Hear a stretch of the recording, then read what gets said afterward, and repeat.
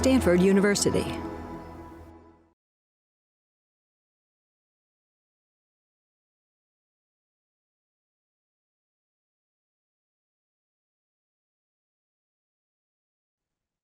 Welcome to Stanford Medicine's Contemplation by Design 11th Annual Summit. I'm Dr. Tia Rich, the founder and director of Contemplation by Design, and it's my delight and honor to introduce our next speaker, Dr. Richard Miller. He'll be speaking to us about living and healing from a center of unbreakable wholeness. Dr. Miller is a clinical psychologist, author, researcher, yogic scholar, and spiritual teacher. He is a prominent figure in the field of mind-body wellness, best known as the developer of the Integrative Restoration iRest program of meditation, and founder and executive director of iRest Institute. His career, spanning over 5 decades, has been marked by significant contributions to the integration of Western psychology and neuroscience with the ancient non-dual wisdom teachings of yoga, tantra, Advaita, Taoism, and Buddhism. In addition to his role at the iRest Institute, Miller is co-founder of the International Association of Yoga Therapists, known as IAYT. He's the founding editor of the Professional Journal of IAYT and past president of the Institute for Spirituality and Psychology. These roles underline his commitment to bridging the gap between traditional spiritual practices and contemporary scientific understanding. His work, particularly in the area of trauma healing and wellness, has been influential in the yoga and psychology communities. Miller's unique approach combines his deep understanding of ancient spiritual teachings with his knowledge of modern psychology, making his contributions valuable to both the academic and the broader wellness communities. Miller's teachings and the practices he has developed are notable for their accessibility and applicability in modern life, reflecting his lifelong dedication to the study and integration of diverse spiritual and psychological practices. Without further ado, please join me in warmly welcoming Dr. Richard Miller. Thank you very much, Tia. I'm delighted to be here as part of this summit. So I thought it might be nice, we're coming towards the end of our days, just to start with just welcoming yourself into this moment. You might notice what you're carrying with you, left over from your day, different thoughts or feelings. Might you imagine a folder by your side, an imaginary folder? You could just tuck them away so you could come back later to them. And just come into a moment and open to the environment and sounds around you.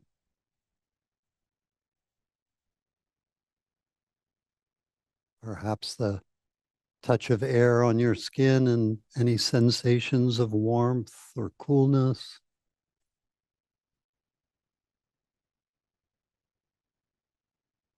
Noticing any tensions you may be carrying into this moment left over from your day, for instance, in the hinges of your jaw,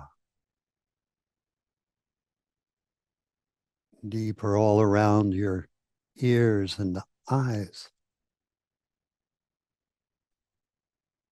Perhaps lingering for a moment in the shoulders and arms, just feeling them in their natural weight as they soften and come into their natural resting positions.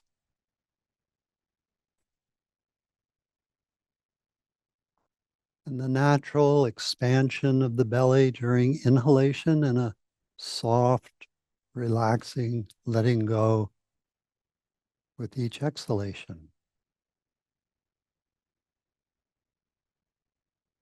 Again, noticing anything that is niggling in your mind that you might wish to note to come back later, so you could now just set it aside, opening yourself to this moment and all that we'll be doing together. So I greatly appreciate that Tia has given me the luxury of 3 presentations. In this presentation, I'd really love to give the ground out of which the program which I've developed, which is called Integrative Restoration, iRest. I'll tell a little bit about it as we come into these opening remarks. But I want to really ground the practice in what I would call our unbreakable innate wholeness. It's really important to me, both as a psychologist, as a meditation teacher working with clients and students, that I introduce and help them experience this basic ground in the very first meeting when we come together. This sets the tone so that in the healing that we may be doing or the practices we may be engaging, we're not engaging them to get to our innate wholeness. We're actually practicing from and out of our innate non-separate wholeness. So I like to think that we're actually coming into the end goal of the teachings or of any practice we're doing right at the very beginning. So then our practice takes on a very different affair. We're not in striving then. We're not trying to get some particular place. We're actually moment to moment seeing what's taking us away from our innate wholeness that is already and always here and always has been. So this particular talk today, right now, will be an experiential journey after I give a few introductory remarks, where I'd like to introduce you experientially to what I'm calling our innate ground of wholeness and unbreakable well-being. In the second presentation, I'm going to be walking you through the whole practice of Yoga Nidra and how it's been assembled and give you a very deep, prolonged experience of the way that I approach this delightful practice. And in the third presentation, I'll be it's more like a workshop. I'm going to be showcasing and teaching the different elements, giving you an exposure to the practice where you might want to bring some of the elements into your own practice with clients or patients or students. Or my hope is always you'll get excited to want to learn more about this delightful practice.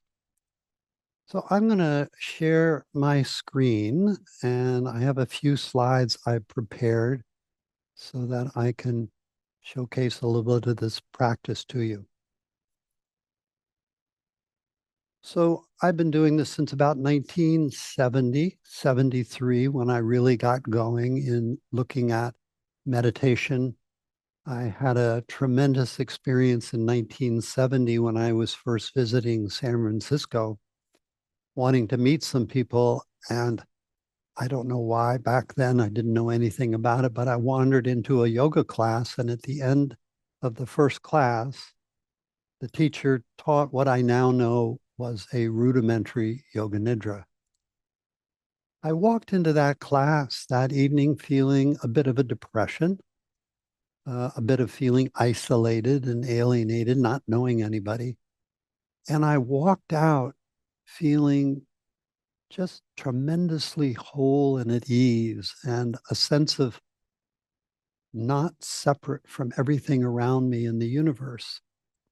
And it really piqued my curiosity about what had just happened and what was the practice that I had just engaged in and how could I learn more. And that really set the tone where I started finding teachers. My first teacher, a teacher of Mahayana Buddhism and psychotherapy, a Taoist teacher who taught me and introduced me to the whole field of Taoist yoga and meditation, a series of Zen teachers, and then a series of teachers in yoga, Advaita, and the non-dual perspectives of meditation.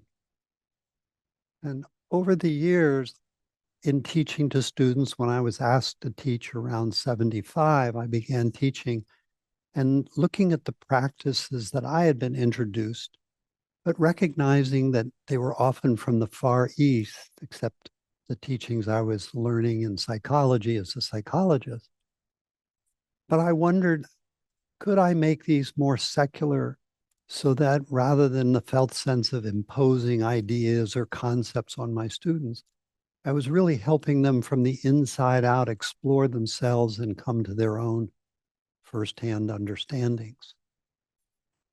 Interestingly, in 2004, I was approached by the United States military and Walter Reed Army Medical Center, who asked if I would engage in a research project with returning veterans from the war fronts with severe PTSD. And when we entered into the study, back then what I was doing was called Yoga Nidra, which I'll explain in a minute. But they said, you know, we're military. We don't do yoga. We don't meditate. Call it something else. So thinking long and hard over many months, I came up with the name Integrative Restoration. Integrative because it integrates, I feel, our psychology and helps us become a truly functioning human being, integrated psychologically. And restoration because it restores us to this innate sense of wholeness that we all carry within us that so many of us have forgotten over the years, and coming into meditation to help us rediscover that. And back in 2004, everything was iPad and iPhone. So I thought, why not iRest with a small I to put the ego in its proper position, and REST, that sense of restoration. It was funny because we had a very successful study. We're now in over 75 to 85 VA sites across the country, and in 25 countries now with around 6,000 teachers. But after a couple of years, the military came back to me and they said, you know, we like what you're doing. It's highly successful, and we'd like you to call it anything you want. So when I go into a VA or a homeless shelter or a clinic, I call it integrative restoration, very secular name, iRest. When I go into a Buddhist center, I'm teaching meditation. And when I go into a yoga center, I'm teaching Yoga Nidra. So I think names are really important to help us get our foot in the door. But once we're in the door, it's really the same practice we're giving. The protocol I've developed is actually a 10-step program where I'll explain it in a few moments.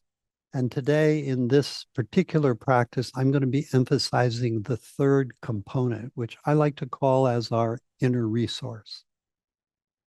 Again, when I'm first working with a person, and because my protocol program is very trauma sensitive, and there's so many people coming to us in meditation classes, yoga classes, into my psychotherapy practice, in the clinical practices, who are experiencing some form of trauma. We want our programs to be, one, very trauma informed, so we know how to create a safe, constructive environment. But also, I want people to have within them, as soon as possible, the ability to touch into this unbreakable sense of wholeness and well-being that then they can carry with them as they begin to delve into what may be emerging at a more psychological or psychic or energetic level. So I created iRest as a secular modern day adaptation of an ancient process of meditation that fosters what I like to think of indestructible resilience and well-being.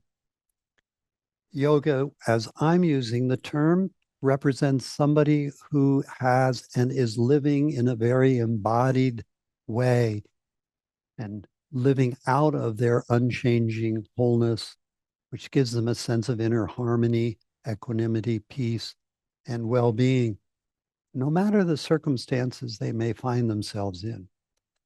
Nidra is a word in Sanskrit. While it means sleep, it's representing a changing state of consciousness.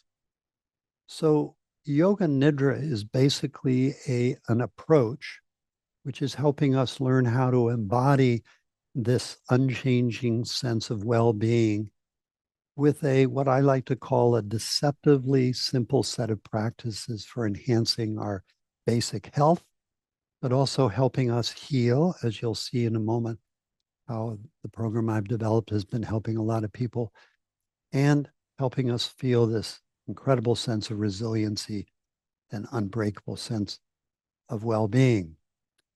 As I said before, it's integrative, bringing our body, our mind, and our emotions so that we're on friendly terms and knowing how to meet our body, mind, and emotions in a way that helps us navigate our circumstances.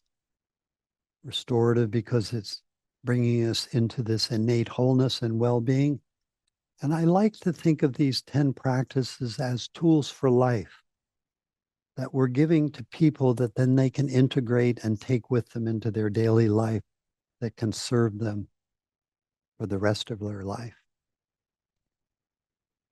The practice is actually founded on a very ancient map of meditation that comes out of the perspectives of Sankhya Yoga. The first 25 tattvas or elements of this map represent the entire teachings of Sankhya and Patanjali. 1 through 25 plus 31 represent the entire teachings of non-dual Advaita.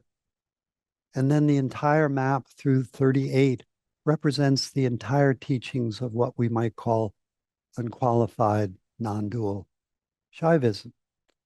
The word Shaivism is here two Sanskrit words chained together, shi, which means someone who is lying down, and the, in their most essential nature. So the teachings of unqualified non-dual Shaivism are really helping us embody this sense of awakeness into all aspects of our human life, at work, at play, at home, with our children, wherever we may find ourselves in whatever circumstances.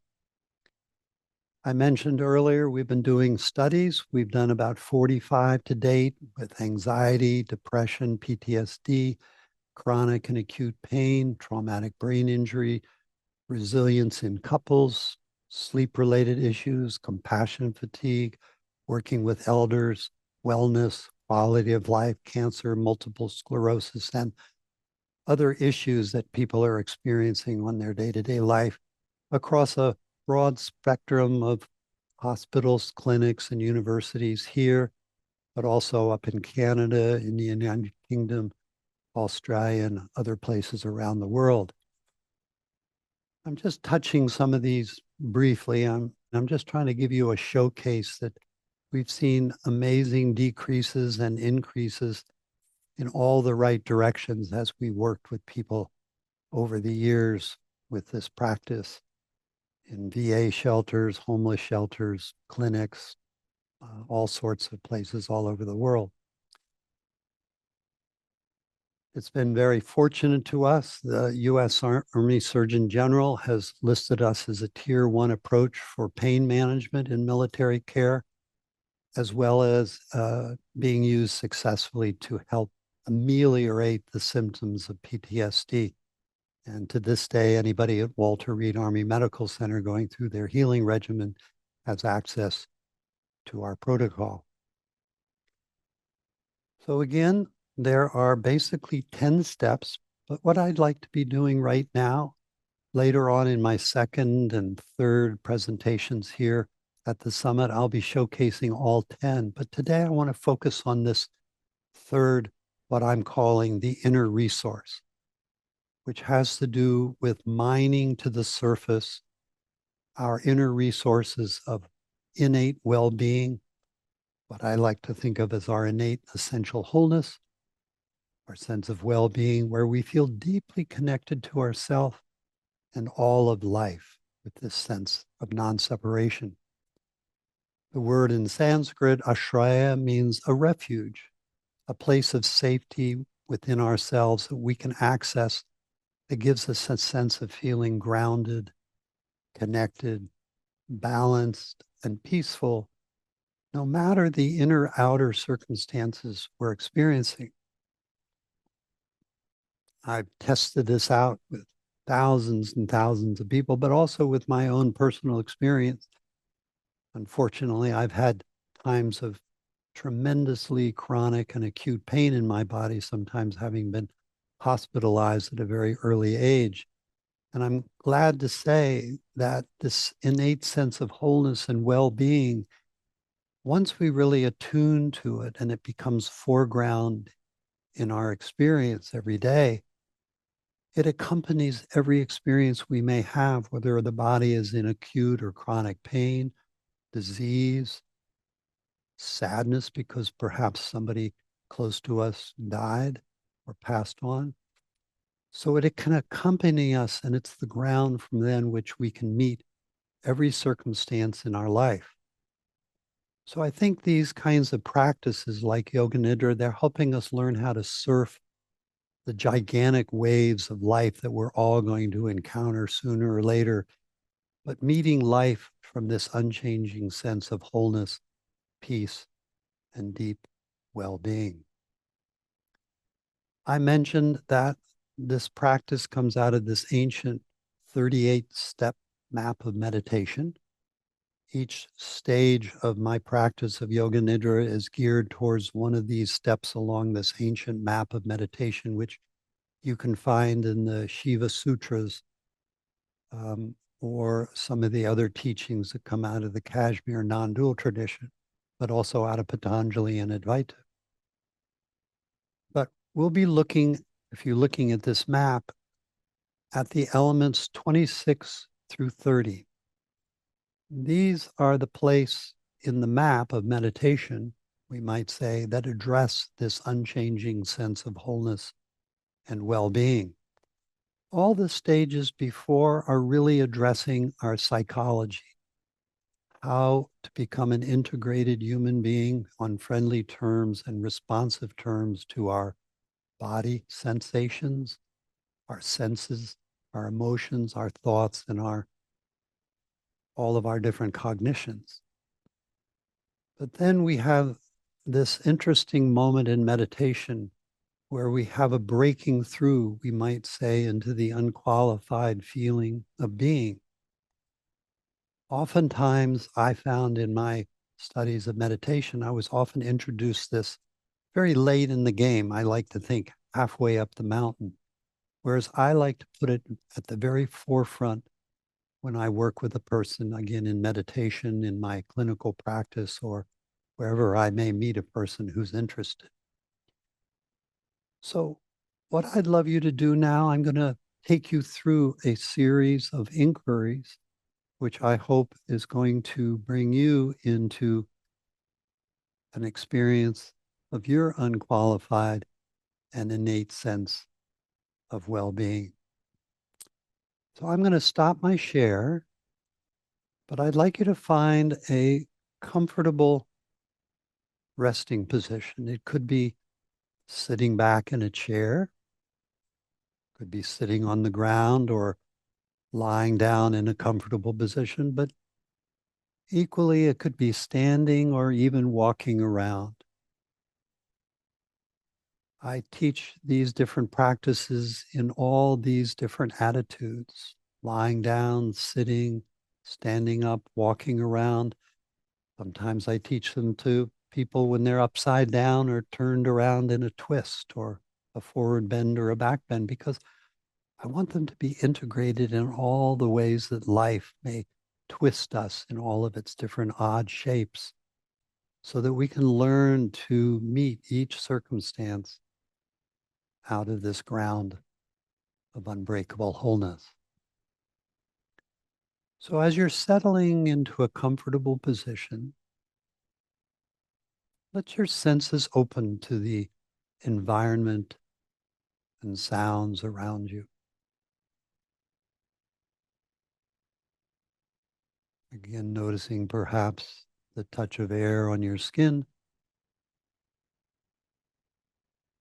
different thoughts or feelings, emotions that might be present.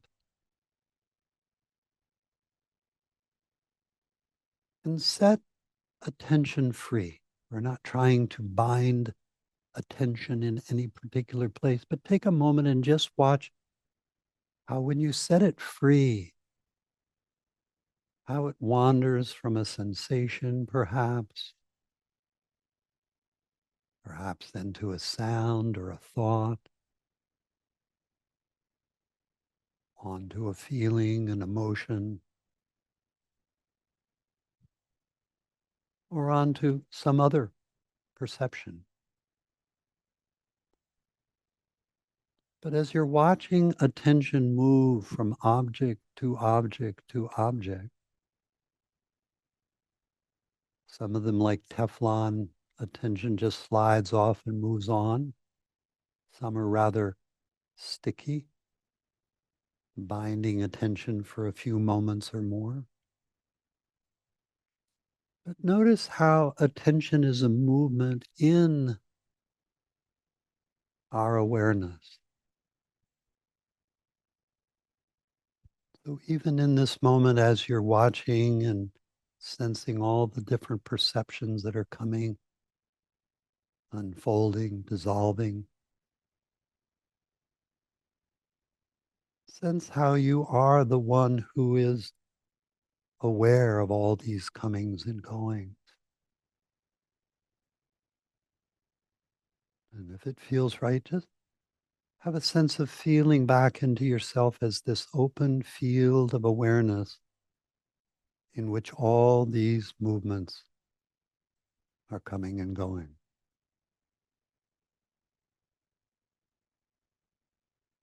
Isn't it so? Awareness is always present, whether we're awake or asleep, even in deep, dreamless sleep, awareness is present. And then as you're doing this, just gently shift out of the thinking mind into more of a heartfelt sensing mode.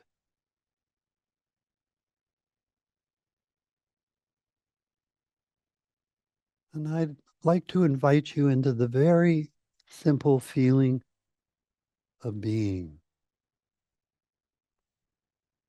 You know, if you can let go of where you've been, we're not ready to go on to some new endeavor. We're just taking a momentary time out and iPause. You might feel the body naturally breathing itself, the gentle caress of air as it enters the nostrils and caresses the walls of the throat as it goes in and comes out of the body. And the natural rise and fall of the belly.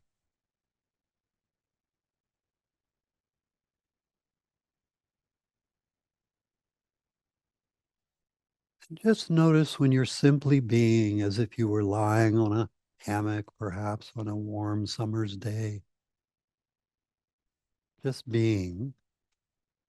When you're simply being, where and how do you experience this very simple feeling of being in the body? When you step out of thinking,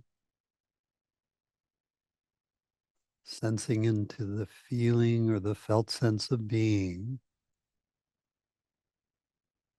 just notice where and how do you experience this quality of feeling in the body? Is it in the heart or the belly or other parts of the body?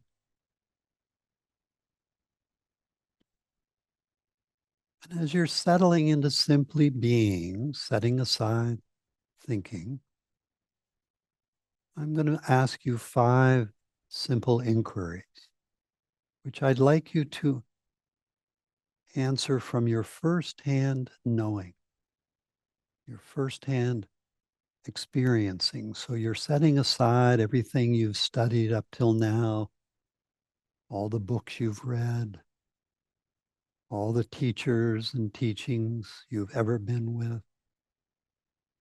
So come into a very innocent simplicity of listening to your body, into your own firsthand experiencing in this moment. So as you're simply being, as being, I'd like you to answer this from the felt sense of being. How would you describe your location as being? As being, where is your innermost core center, if you have one? Where is your outermost border, boundary, or periphery, if you have one? Just take a few moments. And you're simply being.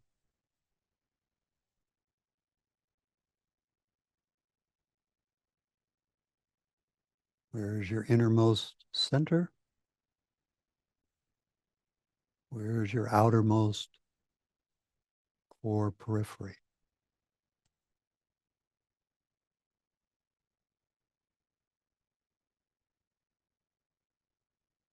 Again, we're answering this from our direct firsthand experiencing.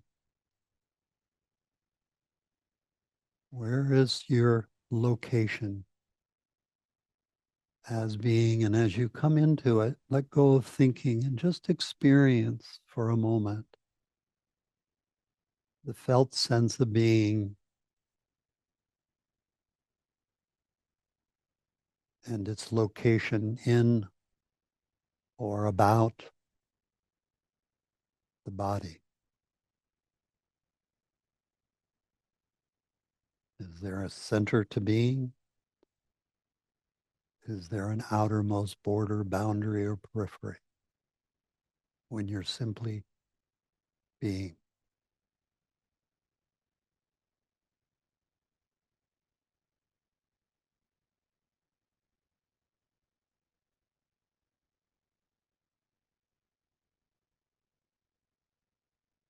Letting go of thinking and come into the second inquiry. When you're simply being, what's happening to the thinking mind and your sense of time?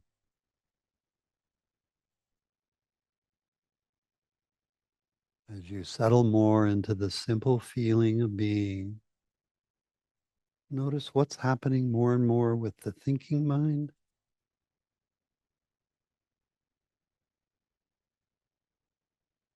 and your sense of time.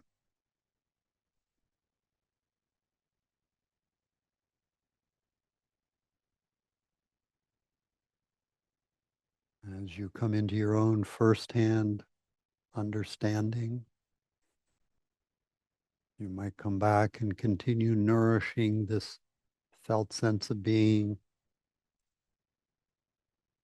however you're experiencing it, with or without center, with or without border or boundary, without the thinking mind.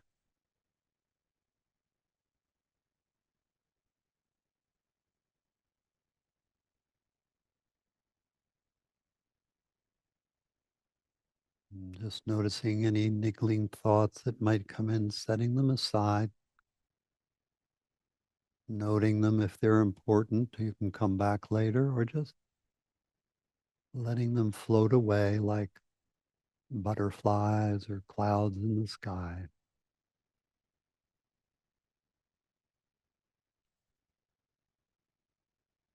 And then this third inquiry, as being, do you as being have any lack, need, or want? Does being lack, need, or want for anything? Just inquire. I'm not talking about the body. or the mind. I'm talking about you as this quality of being.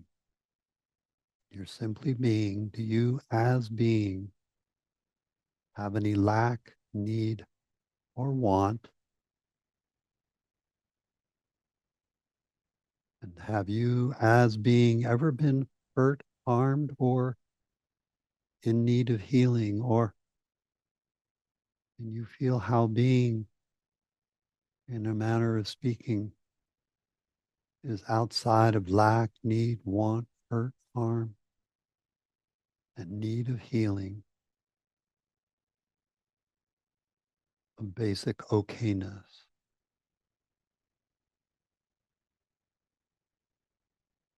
So take a little time now just to revel in your felt sense of being.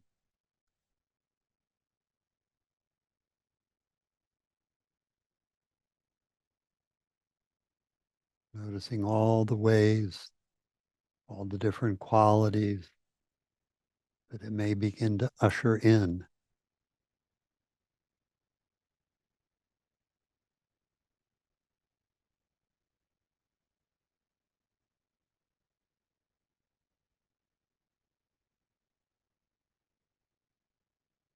And we might ask this fourth inquiry. Is the felt sense of being familiar or unfamiliar?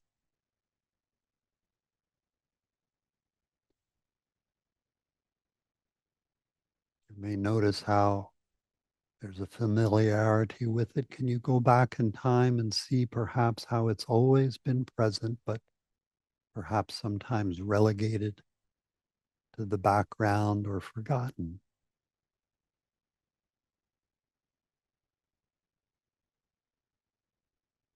And as you come more and more into the felt sense of being, do you feel more or less connected to yourself and the world around you?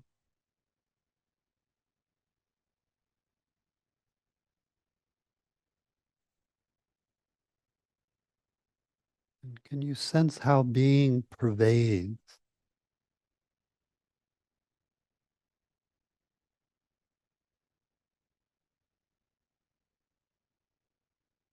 If you feel into feeling a sense of separateness or non separateness with everything around you as you're being, what's the effect on being, on your feeling of separateness from within yourself, but also with everything around you?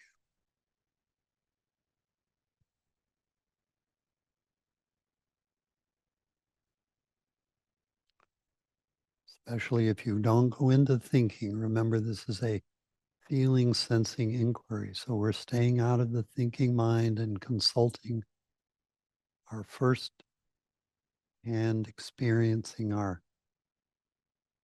first hand knowing.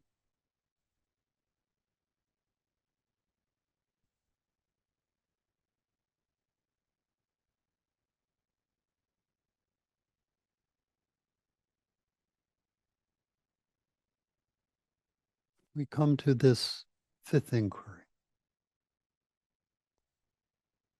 Notice, is being something that you're doing, or is it its own arising?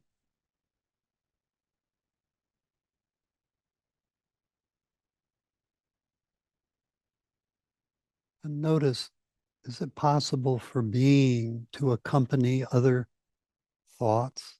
So you could be having the felt sense of being as the mind is thinking. You could be experiencing the felt sense of being as the senses are functioning, which they are right now.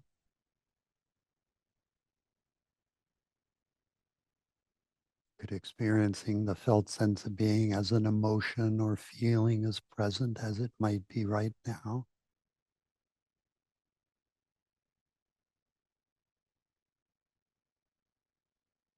Whether the eyes are open or closed,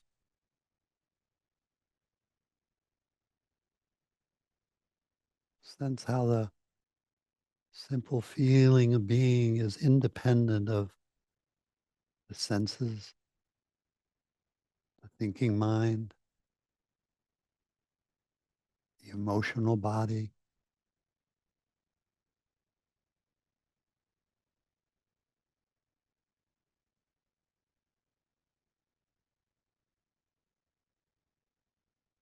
And as you're sitting and nourishing this felt sense of being outside the thinking mind, just notice if there are any what I call attendants that may begin to spontaneously come in to your body. Qualities like peace or ease, sense of equanimity or love, loving kindness, or the felt sense of compassion or gratitude, or a deep core of well-being,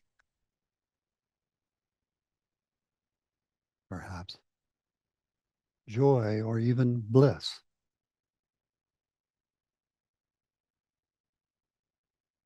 So take a moment now and luxuriate for a little while in the felt sense of being as I take you back through these different inquiries and just noting what other people have noticed, whether it's true for you or not.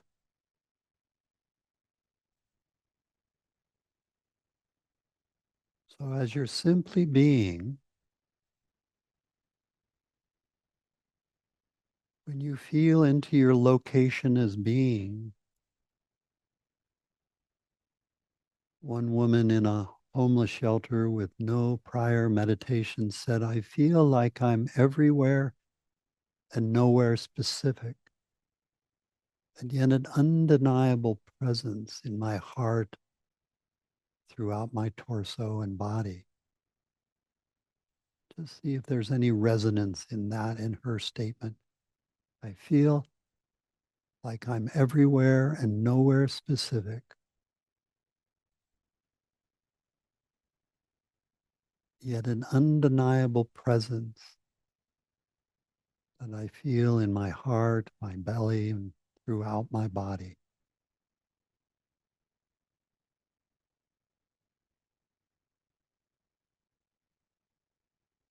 As much as possible, letting go of the words, the cognitive element, and just sensing your first hand experience.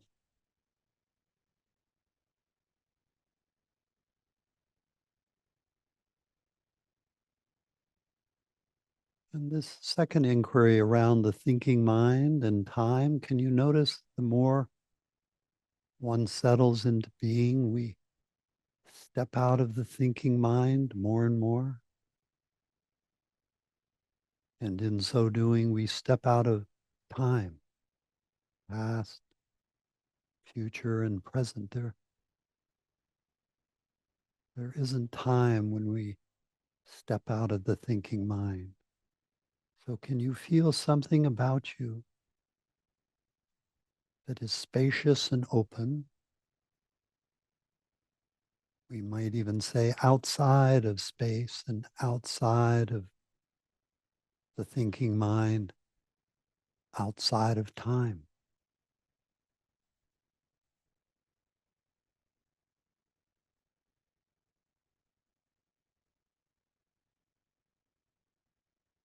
And in this third inquiry, can being feel a sense of lack, need, or want? Can it be hurt or harmed? Does it need healing, or is it the body and the mind that can feel hurt and harm, lack and need and want, desire and need of healing? But come back to being.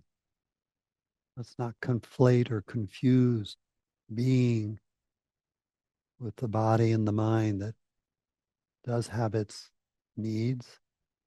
Sometimes it's feelings of lack. Sometimes it's sense of being hurt, harmed, or injured, or its need for healing, but come over to being. Notice. Do you as being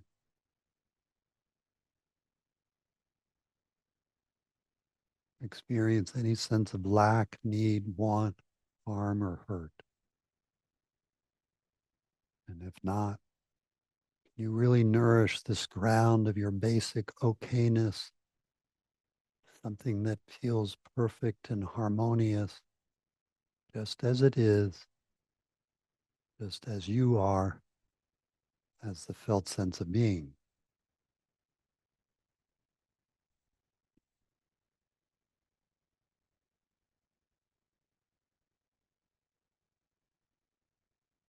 In this fourth inquiry, as you're simply being, can you feel how being pervades the body, pervades everywhere around, touches, caresses, but pervades?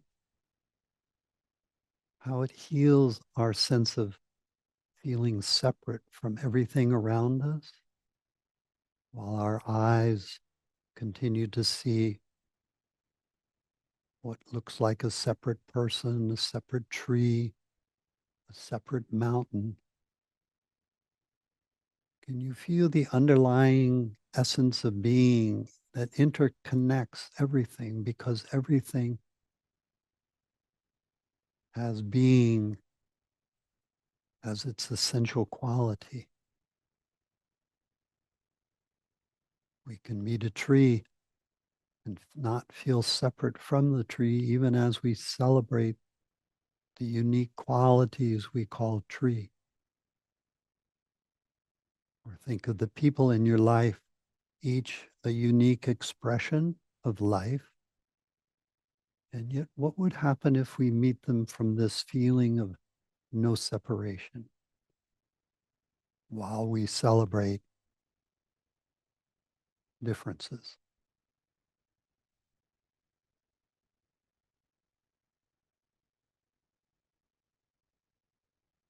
And this fifth inquiry, how being isn't something we're doing, it is innate. It's a birthright we come in with and as. Our family, our culture, our personal experiences may relegate it to the background, but now can we pull it foreground into the foremost experiencing in this moment? And notice how being can coexist with a thought, an emotion, a feeling, a sensory perception. All those are coming and going in this dynamic, unconditioned, ever present, unconditioned quality we call being.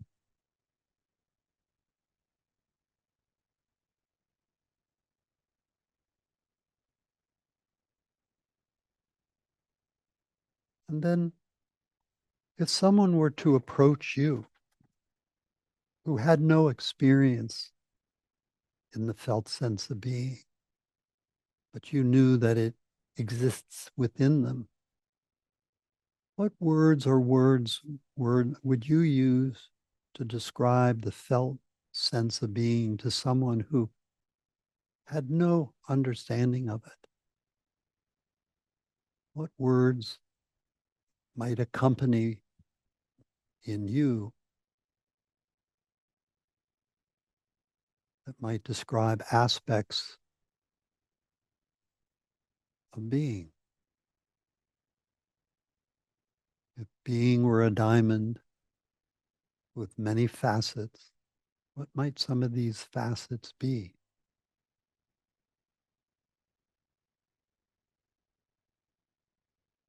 I mentioned some earlier that other people have called forward: peace, ease,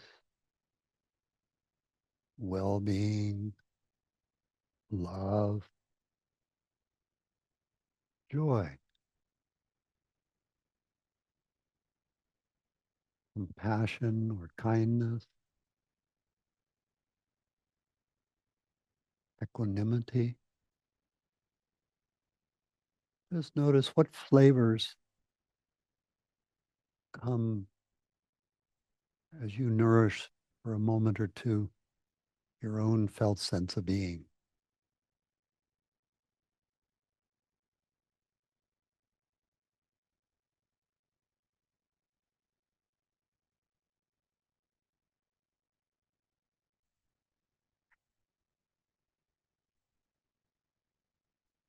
Then I'd love to invite you to keep feeling this ease of being and let your eyes very softly open and then close and open several times at your own command.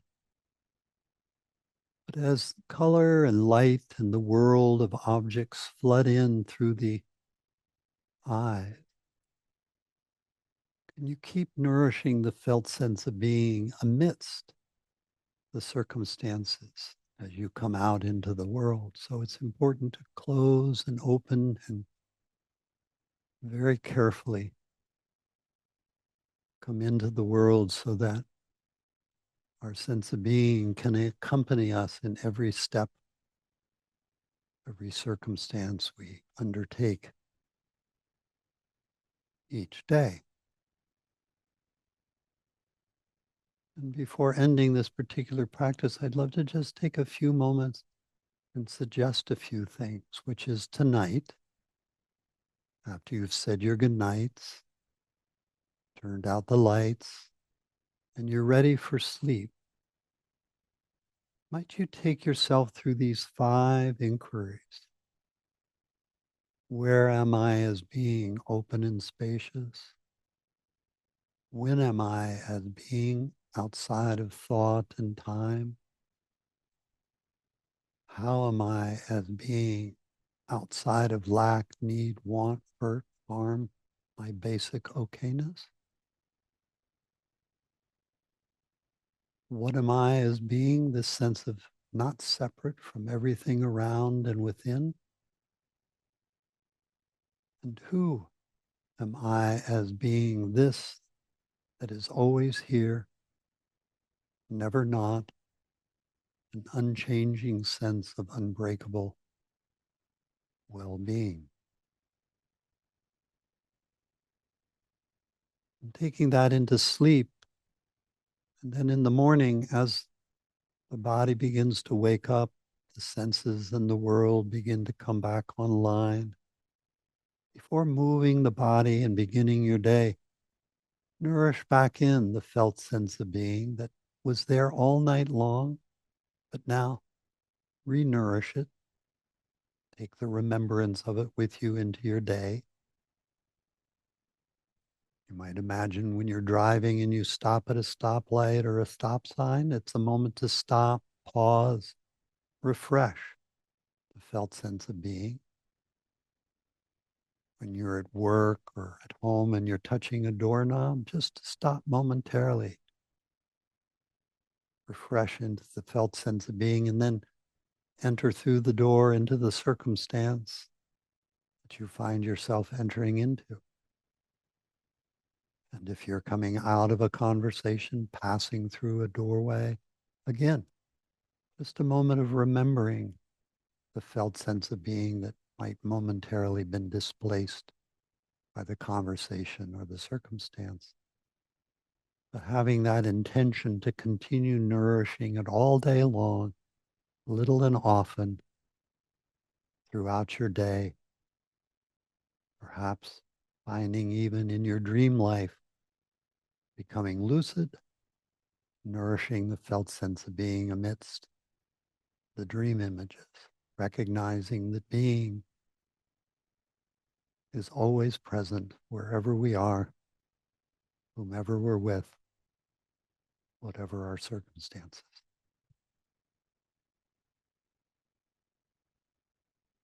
So let us come back, if you would, for a moment. I'm going to put up one slide that looks at these 5 inquiries of being.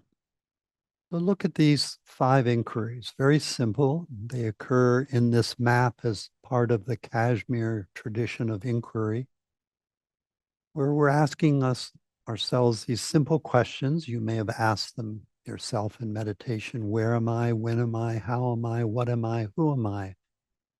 Can we feel, as the felt sense of being, how something about us is not just spacious, but outside of the concept or the experience of space? Space is unfolding within our beingness. We're outside of the thinking mind and therefore outside of time in this second inquiry. And the third, I find, is very relevant and important, which I'll discuss in a moment. But basically, to feel something about ourselves that's never been hurt, harmed, or injured. When we're working with a client, a patient, a student, it's so important, because this conflation of the body and the mind with the sense of being then creates an identification. I'm hurt, I'm harmed, I'm lacking, versus the felt sense of lack is present, but I'm fine as being. And this fourth element, which when we nourish being, it interrupts all sense of separation, isolation, alienation, and helps us feel our non-separateness. That's beyond feeling interconnected. It's that which has never been not connected. And this final one, how being isn't something we're doing, it's innate and inherent to us.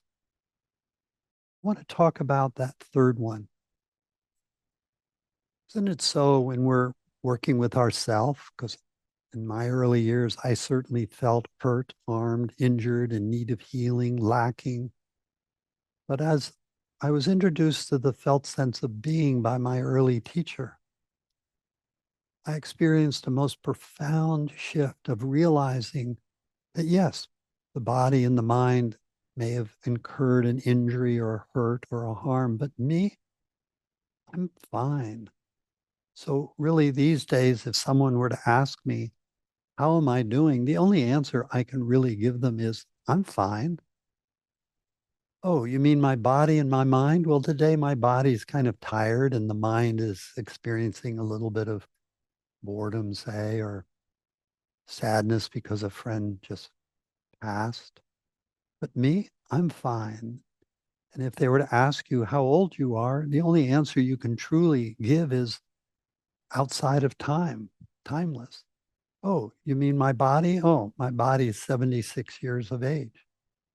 So we want to come into a right relationship. And I want to give 2 examples. One woman I worked who came to me with a very severe depression in my clinical practice. She had been to multiple psychiatrists, psychologists, therapies, meditations, tried different drugs, medicines. And she came to me with a tremendous hopelessness. Many people come to me knowing that I teach Yoga Nidra and meditation. Then I'm kind of like the last person I'm at the last chain of the line that they come to. And so I said, would you be willing to make an experiment? She said, sure. So I did what I just did with you. I took a half an hour and took her through these 5 inquiries where she was able to have a glimpse of her beingness.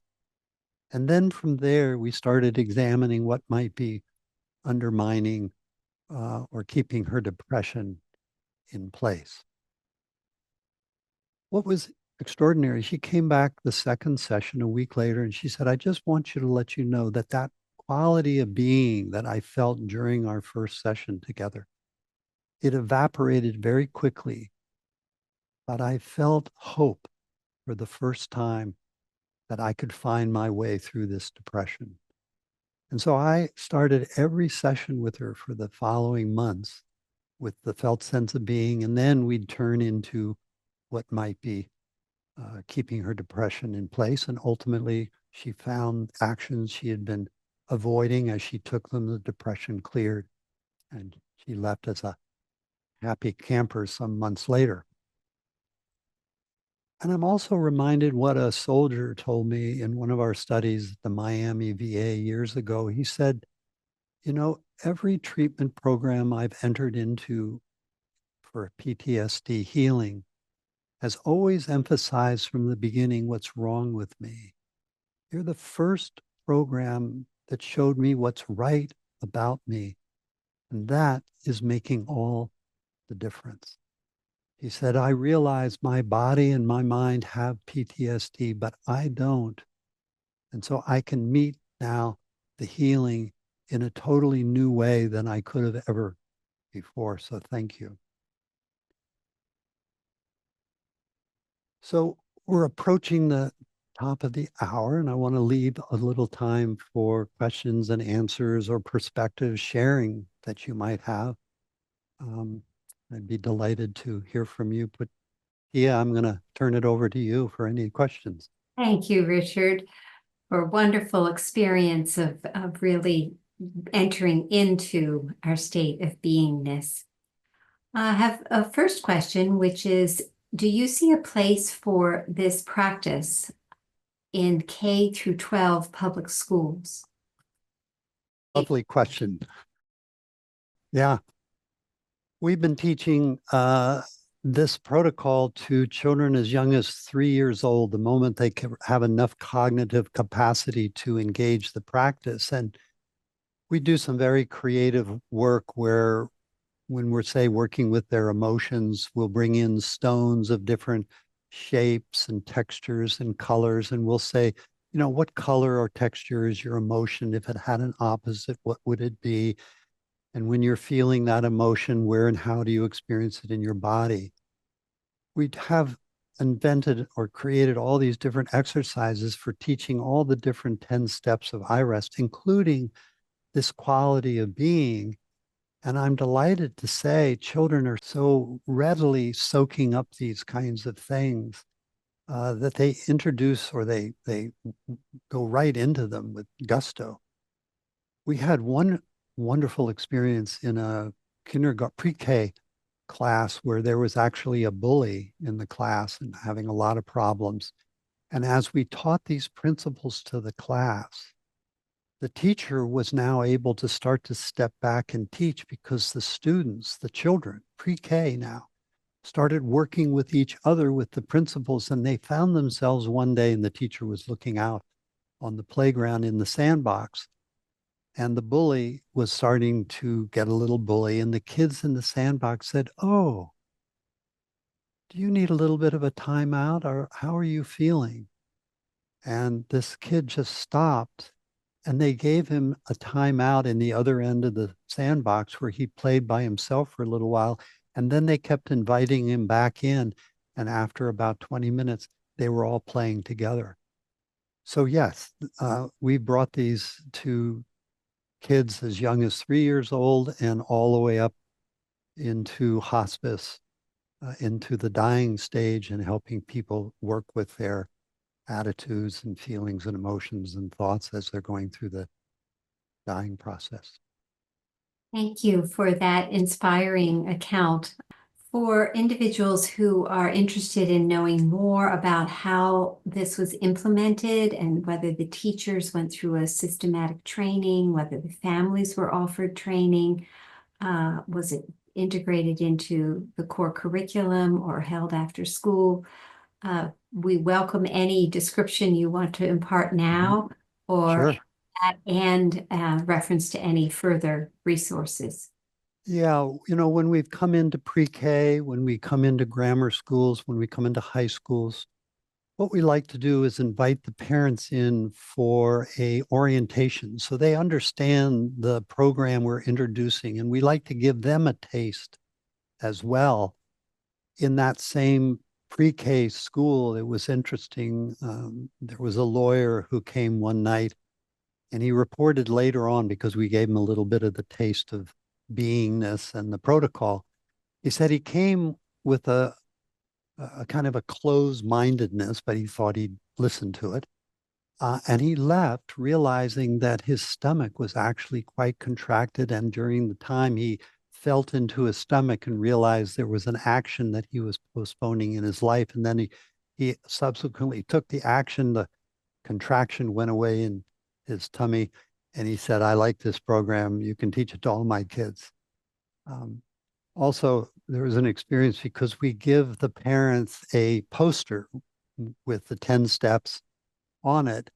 And we also give them a poster with 108 opposites of emotion. And one of the parents, the mother, came in saying, "Last night I was really upset, and my 3-year-old came up to me and said, 'Mommy, Mommy, you seem upset. Come over to the poster. Let me help you find your emotion and its opposite.'" And so we like it when the little kids are actually now training their parents. So yes, we have training programs, a level 1, a level 2, actually a certification program that people can come and learn our program. And we talk about how we implement it in these different settings. And then as part of the certification program, or if you're interested, we get you with a mentor who can help you learn how to integrate it into, say, a classroom if you're in pre-K, high school, different places, or if you're in a clinic. So we're trying to showcase all the different ways this particular program is being used in all these different settings from 3 to 103 and beyond. Uh, and it is a specific training. We really want people to learn these first for themselves, so they're really experiencing it here. And then we're teaching them, how do you do this one-to-one with an individual? And then for those who are interested, how do you bring this into groups as well? Thank you. It's so inspiring to hear that you're disseminating these teachings both in what could be seen as a preventive, proactive process of education, as well as in the VA, which is more of a healthcare system after people have identified with some symptom or challenge. Yeah, it was, Theo, it was fascinating when we were working at the Washington VA. One of my senior teachers started a class for vets, and it filled up, and then no one wanted to leave. So she started a second one. It filled up. Nobody wanted to leave. A third one, a fourth one, a fifth one, a sixth one, a seventh, eight, nine. Had 9 classes going because nobody wanted to leave because they were feeling, one, the community of being in with like-minded fellows or veterans, but also the deep healing that they were experiencing as they were going through the protocol. Yeah. Mhm. Well, it's a wonderful story, and I hope they continue to meet with each other. Me too.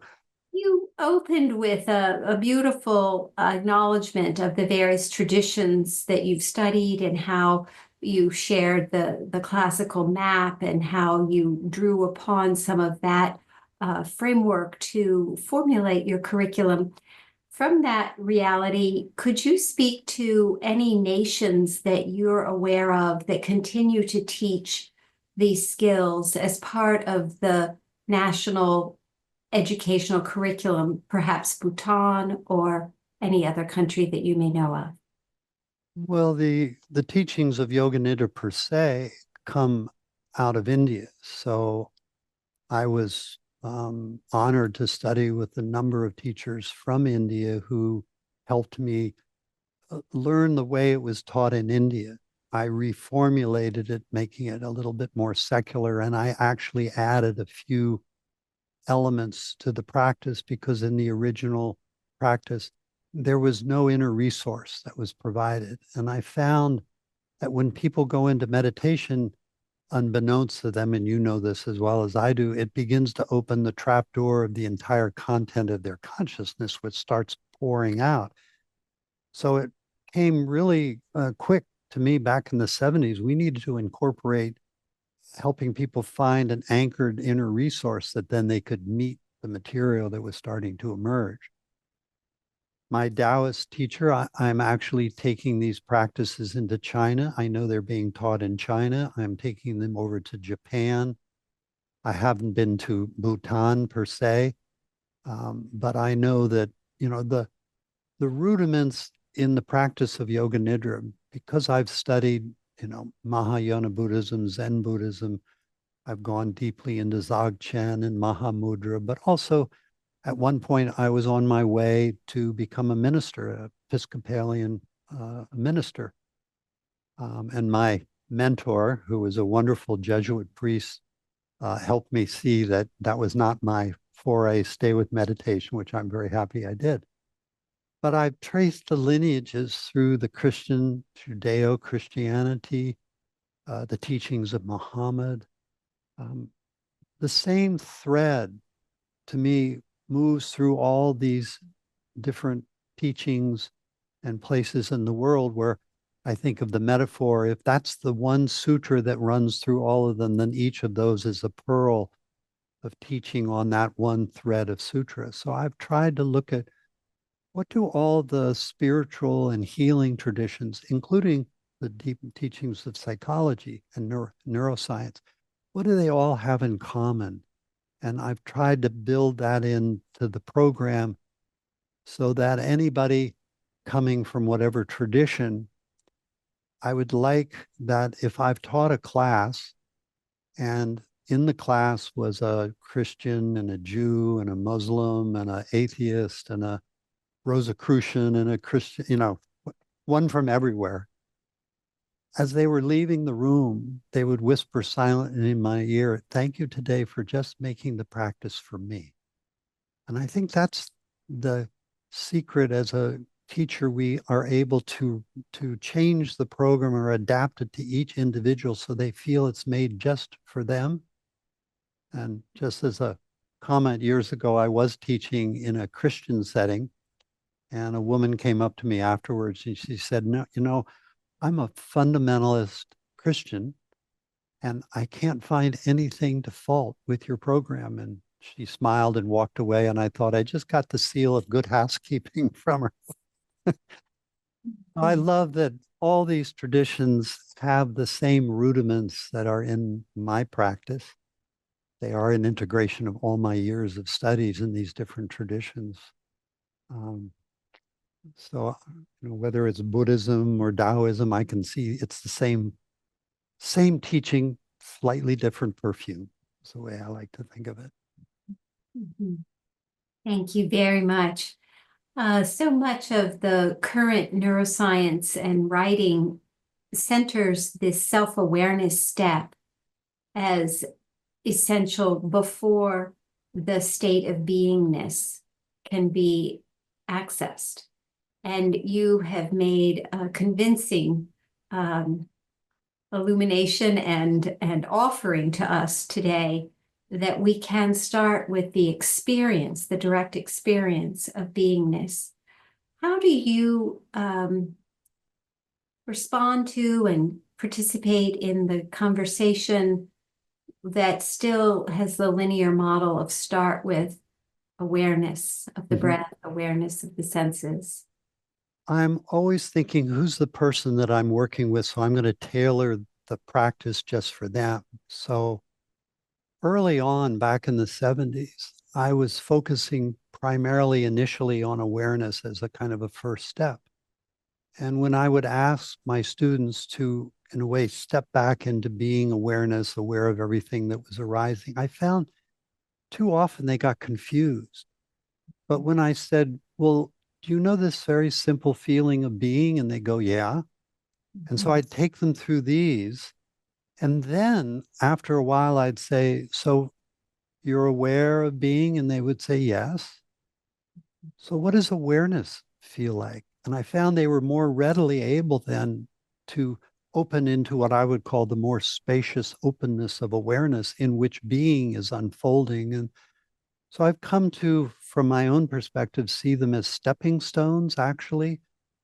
Being helps, for me, set the stage for really embodying our body, mind, senses, and emotions and learning how to really work with them.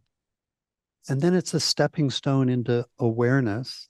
And I see that as a stepping stone into pure awareness. And then I see that as a stepping stone in what I call what lies beyond, which is indescribable and yet undeniable. So I think of them as stepping stones, foundational stones. But for me, I have found being as a very viscous and tangible quality in the body where awareness can feel very spacious, and sometimes people get spaced out when I ask them too quickly to go there. So I want to give them that ground first that I feel then gives them the ability to become spacious and not spacey or dissociated. Thank you. That was very helpful. We are grateful to you for your decades of inquiry that we are receiving the benefit of, and look forward to spending time with you in the remaining sessions that you'll be offering to us during this summit. Thank you very much, Richard Miller. Thank you, Tia. And thank you all for being here. Thank you very much.